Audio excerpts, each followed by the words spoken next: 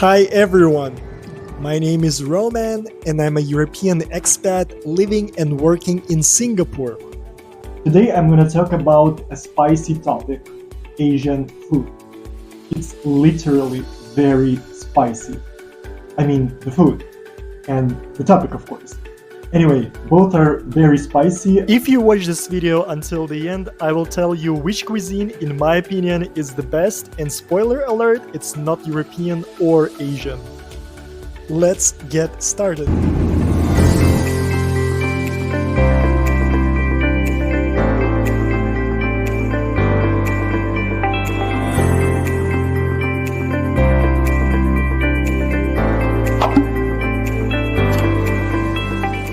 Let me start from an interesting fact. How do people eat in Asia? And you would say like, Roman, people always eat with their mouth, even in Asia. Of course. The question is, which utensils do they use when they eat? Before moving to Asia, I thought that all Asians, at least to the east from India, eat with chopsticks. However, it turned out that chopsticks are used in China, Korea, Japan, Vietnam. However, they're not so popular in Malaysia, Indonesia, Thailand, and Philippines. For example, in Thailand and Philippines, they're using fork. And in Malaysia and in Indonesia, the traditional way of eating is with their hands, bare hands. Alright, enough with utensils, let's talk about actual Asian food. And one thing you have to know about all Asians is that they adore their food. Koreans think that Korean food is the best in the world. Chinese, Vietnamese, they all feel this way about their food and they do not accept no as the answer. You must try their food, you must enjoy their food, and if you're not enjoying their food, something is wrong with you and not with their food. The easiest way to offend an Asian person is to tell them that you did not like their food. They will never, ever forgive you this. Criticizing food in front of other people is a social taboo. As a foreigner, in a private conversation, you can criticize weather, government, economy. You can complain about health, spouse, friends, but you should never say anything critical about food. It's the only thing Asians do not forgive.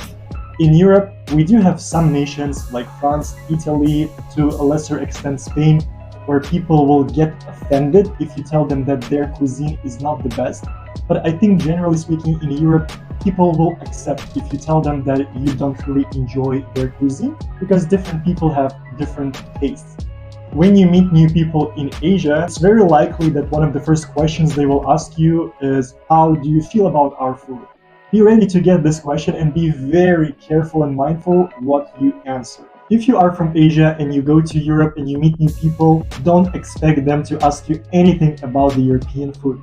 That's not the topic we discuss, especially with the new people. You will get questions, where are you from, what are you doing in Europe, what do you like about Europe, but they will not ask you anything about food.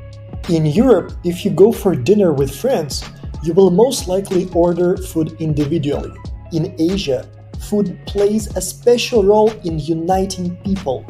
If you go for dinner in Asia, you always share food. In Europe, if you are a foodie, it's part of your individuality. In Asia, it's part of your national identity. Everyone is a foodie. Food is something that defines you. It's a matter of national pride.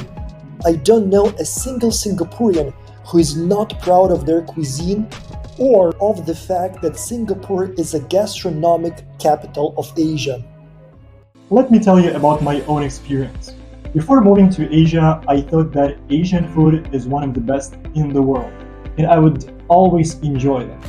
So I thought it's not going to be a big problem when I move here. It's turned out that Asian food in Europe is different from authentic Asian food. Before moving to Asia, I thought that only Indian food is very spicy, and all other cuisines, they're not really spicy. Well, I was so wrong. For example, in Europe, they don't put spice. Asian food in all countries, China, Indonesia, it's very spicy.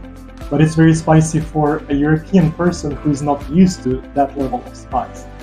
For locals, it's fine. I remember I was queuing for food and I was asking, is this spicy? Is this spicy? The person at the counter was telling me, yes it is, and this one as well, and yes, this one. So at some point, the person standing in front of me in the queue, he just turned back to me and said, you're in the wrong country. It took me a while to adapt to the local cuisine, but I'm making progress. I ate a fried pigeon, chicken feet, octopus, not to mention nasi goreng, dim sum, chicken corn soup, etc. I do eat Asian food from time to time. I like something and I don't like something, same in Europe. I don't like every single dish in European cuisines, and that's okay. So yes, I am taking baby steps. I'm not yet there, but I am doing my best. As a wise man said, a journey of 1,000 miles begins with one step. Another shocker for me when I moved to Asia was European food, because European food in Asia is not really European. It's very similar to Asian food in Europe. It's not authentic. So I think that they are trying to adapt food to the audience. So Asian food in Europe is more European, and European food in Asia is more Asian. I will pause here so you can digest this information. You got it? Digesting. Speaking of Singapore, everything is centered around food. If you're asking a Singaporean which country in Asia is the best to visit, what they're hearing is which country has the best food. One of my Singaporean colleagues went to Guangzhou in southern China, and he returned very impressed. I went to Guangzhou myself just a few months before, and I was blown away by its skyscrapers and futuristic skyline. However, when I asked my colleague what he liked the most, he simply responded, food. When Asians travel to other Asian countries, they usually do it for food. It's not about museums or culture, it's all about food. They go to Thailand because they think the food there is amazing, not because the beach there is amazing. However, it doesn't mean that Asians don't like culture or history.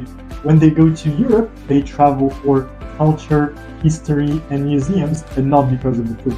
I'm not saying that Europe has more culture or more history than Asia. Not at all. It's just that for some reason when Asians are traveling in Asia, it's all about food. But when Asians are traveling in Europe, they go to all the museums. It's also a very Asian thing to take pictures of your food. Whenever a waiter brings you food to the table, the first thing you do is you grab your camera and you take pictures. Only then you start eating. To me, Asia is much more than food.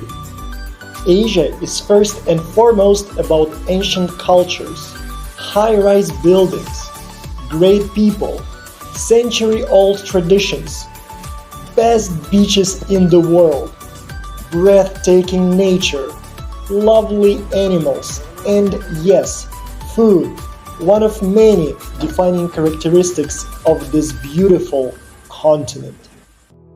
To conclude, I want to say that the best food in the world is not European or Asian or from any other part of the world.